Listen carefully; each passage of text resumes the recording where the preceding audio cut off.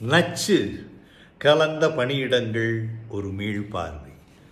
நிறைய நிறுவனங்களிலே எல்லோரும் சொல்லுவார்கள், பேசுவார்கள், ஆனால் செய்வது வேறாக இருக்கும். எல்லோரும் நல்லவர் நல்லவர் என்று சொல்லுவார்கள், ஆனால் அவர் வேறு மாதிரி இருப்பார். அதுபோன்ற சில இடங்களை நச்சு கலாச்சாரம் மிக்க நிறுவனங்கள் என்று சொல்லுகிறார்கள். நச்சு கலாச்சாரம் சார்ந்த பணியிடங்கள் எப்போதும் சப்தம் எழுப்பிக்கொண்டே இருக்கும். சில நேரங்களில் அதிகபட்சம் குழியில் இறக்கும் நடத்தைகள் புன்னகையால் மூடப்பட்டிருக்கும். மோசமான ஆக்ரோஷமிக்க செயல்களும் அதனால் ஏற்படும் நிகழ்வுகளும் பிரச்சனைகளை மேலும் செதுக்கி மோசமாக்கும். இருக்கும் பிரச்சனைகளை இன்னும் அதிகமாக்குமே தவிர பிரச்சனைகளை தீர்ப்பதற்கு வழிகள் குறைவு, மிக குறைவு.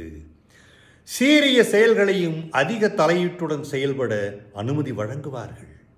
பணியாளர்கள் மதிப்பிழந்திருப்பார்கள். அவர்களுக்குரிய மரியாதை கிடைக்காது. வெறுப்பும் எரிச்சலும் ஆட்சி செய்யும். ஒளிவு மறைவு மிகுந்து இரகசியமாக செய்யும் செயல்கள் குழப்பத்தையும் நம்பிக்கையற்ற தன்மையையும் வதந்திகளையும் வளைய வருமாறு செய்வார்கள். எப்பொழுதும் அதை பற்றியே பேசிக்கொண்டிருக்கும் மாதிரி தூண்டிவிட்டு விடுவார்கள். எதிர்பார்ப்புகளை தெரியப்படுத்தாத நிறுவனம் மின்னஞ்சலையும் அதிக நேர வேலையையும் எதிர்பார்க்கும். அதில் அங்கு கருத்து பரிமாற்றம் நடப்பதற்கு வாய்ப்புகள் இல்லை அல்லவா? நான் சொல்கிறேன், நீ செய், அவ்வளவுதான். எதிர்பார்ப்புகளை தெரியப்படுத்தாத நிறுவனம் இப்படி செய்யும் பொழுது பணியாளர்கள் என்ன செய்வார்கள்?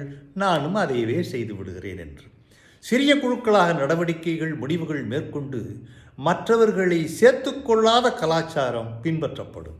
இது எங்களுடைய இது, நீங்கள் யாரும் இதில் எப்படி வர முடியாது என்று சொல்லுவார்கள். ஆனால் அது நடக்குமா? சில நேரங்களில் நடக்கும். அப்படி நடக்கும் பொழுது அது எவ்வளவு மன எரிச்சலை கொண்டு வருகிறது. சரி, முடிவுகளா நியாயங்களா? மிகச்சிறந்த பணியாளர்கள் மோசமான நடத்தையாலும் கடினமான திறமையான உரையாடல்களை மதிக்க மாட்டார்கள். யார் என்று தெரியாமல் இரகசியமாக கொடுக்கும் எண்ணக்கோலங்கள் அலங்கோலமாக ஆக்கிவிடும். பணியாளர்கள் அவர்கள் குரலை செவிமடுத்தால் தானே பிரச்சனைகளை தொடர்ந்து சுமந்து கொண்டே இருப்பார்கள். ஆகையினால் அவை குழிகளில் புதைக்கப்பட்டு விடும். எதற்காக திரும்ப திரும்ப அதை சொல்லிக்கொண்டே பேசிக்கொண்டே இருக்க வேண்டும்? இதுதான் நடக்கிறது. நீங்கள் அதிலிருந்து வெளியில் வந்து மற்றவர்களுக்கு அந்த நச்சை போக்குவதற்கு உதவும் பொழுது திறமையான மேலாளராகிறீர்கள்.